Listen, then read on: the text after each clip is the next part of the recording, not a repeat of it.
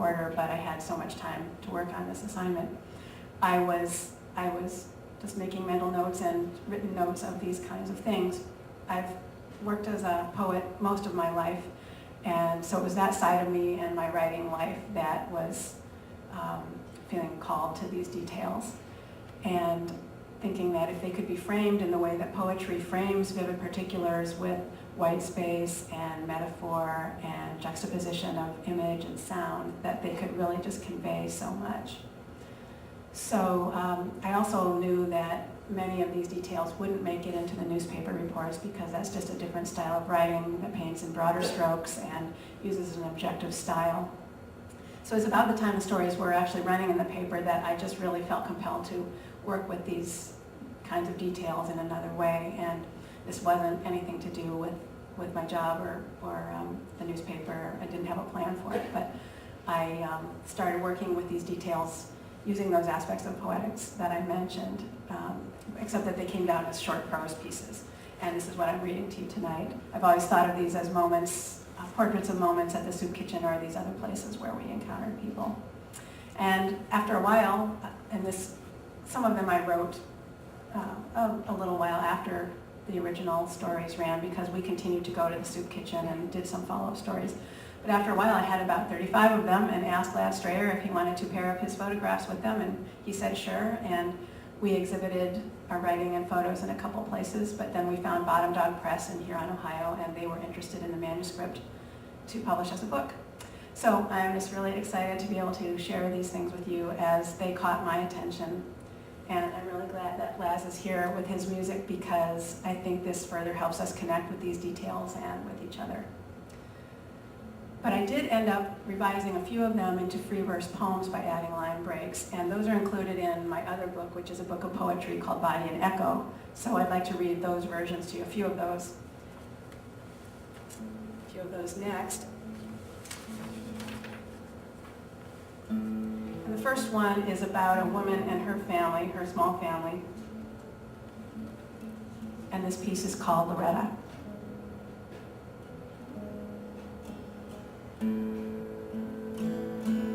She's a writer too. This time a novel, by hand, and sometimes with a typewriter. She doesn't want to give the plot away, but says it's not about her life, not about quitting her childhood at age 9 to take care of her mother,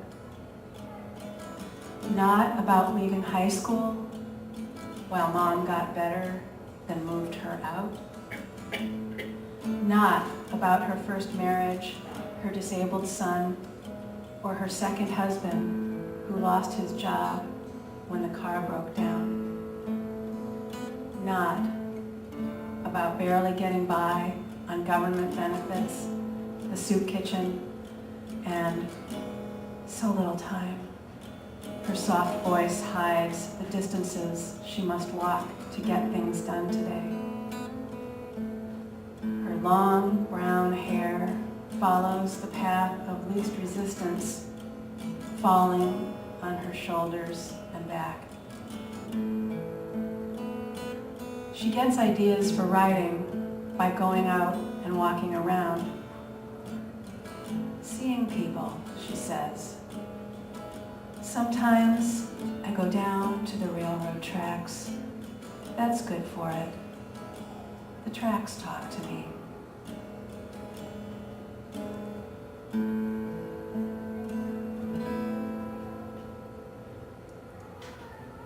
I was just very moved by how Loretta talked about finding solace and solitude down at the railroad tracks. And I could relate to that as a writer and having my own associations with railroad tracks and longing and distances and travel and escape.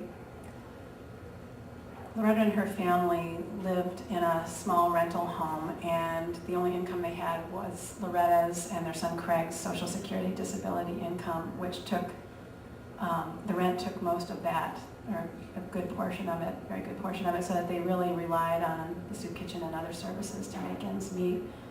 And Loretta spoke of paying $10 to take a taxi to the Meijer store once a month to get things that they needed, and just how expensive that taxi ride was for them.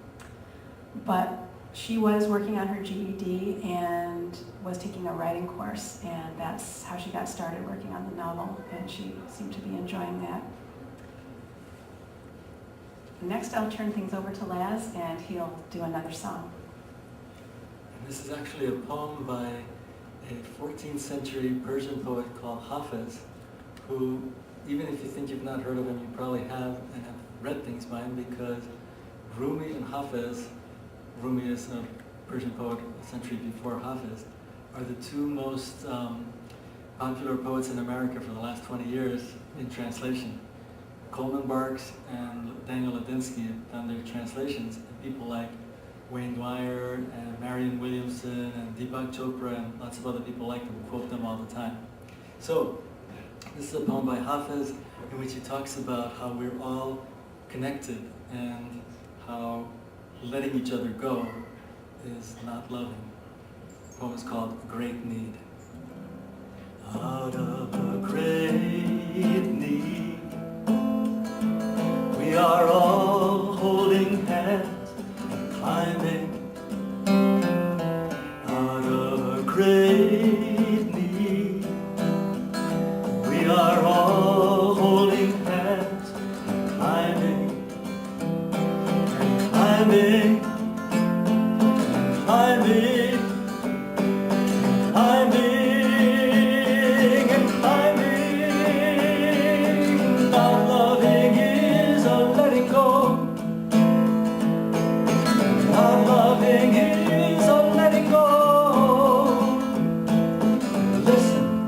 Terrain around here is far too dangerous for that. Oh, listen, the terrain around here is far too dangerous for that.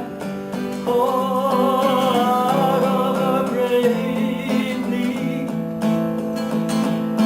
out of a great need,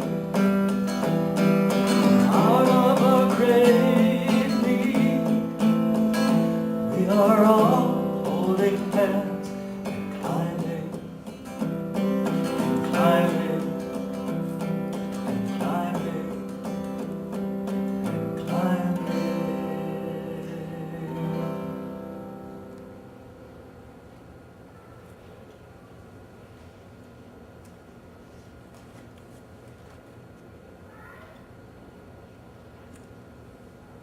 The next piece I'll read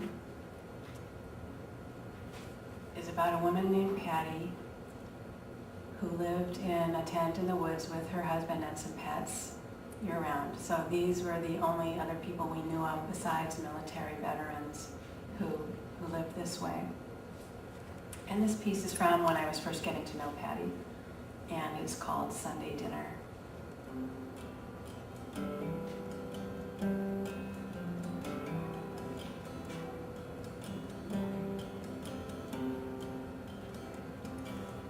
I sit down next to Patty at one of the soup kitchen's gingham-covered tables. There's never any wait. Plates of food appear instantly.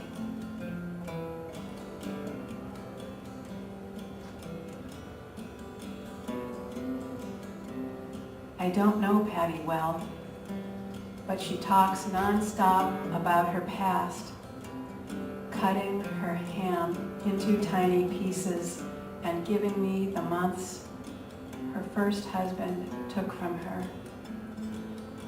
Beatings, burns from cigarettes, darkness in a locked closet.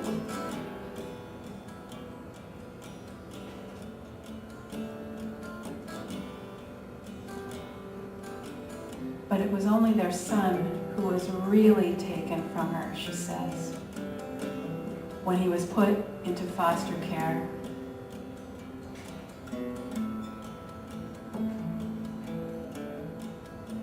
She pauses to give her knife and fork a rest, allowing a smile to claim her face.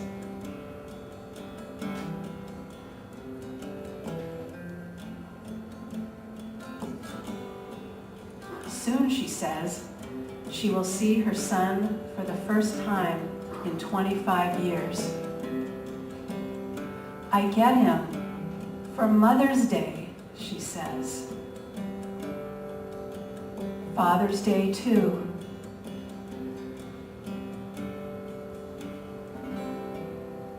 And on the screen you can see a picture of Patty with her son. And Patty is one of a few women I spoke with at the soup kitchen who had domestic violence in their background. And I was so surprised when I had just met them and they didn't know me at all, and I didn't know this about their history, so I wasn't asking them questions about it, but they just started talking about it with these very intimate and horrific details that just really let me know how much this had affected their lives and how much they were still working on these issues.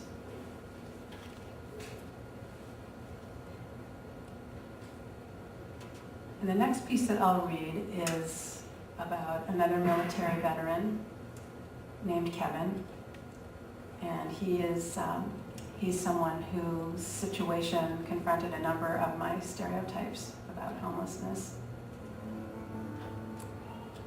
This piece is called Encounter.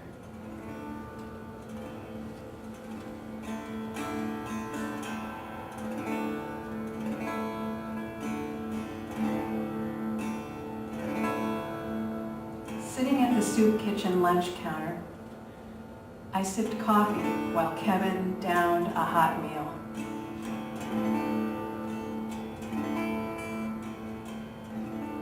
He asked if I'd heard he'd been mugged. I told him I had, but that I wanted to hear the story from him.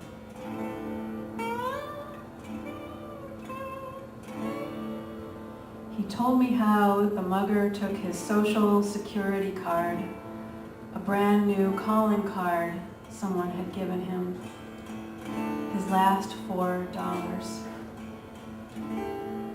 How he feels the guy put a gun to his back while he's crossing a downtown parking lot.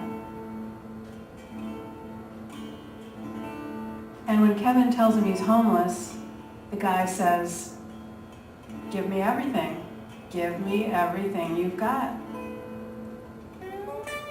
Then runs away into the dark after taking the gloves bunched up like fists in Kevin's jacket pockets.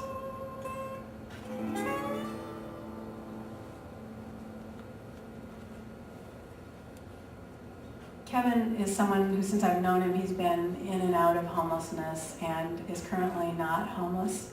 But when I met him, he was living year-round in the woods in a very sturdy home he had built from found materials: heavy cardboard, scrap lumber and nails, tree limbs, and sheet plastic, which he used to make a skylight in the roof of his home. And he had cleared out an area in the front that was like a porch, and he'd made an awning to go over that, and he had lawn chairs and shelving, and had covered the front with a very colorful fabric, and had pinned an American flag up above the door. And he himself looked very clean and tidy all the time, and he said that he did his laundry every week and kept his hair and beard trimmed, and that when people met him, they didn't know he was homeless. And he said he was choosing to be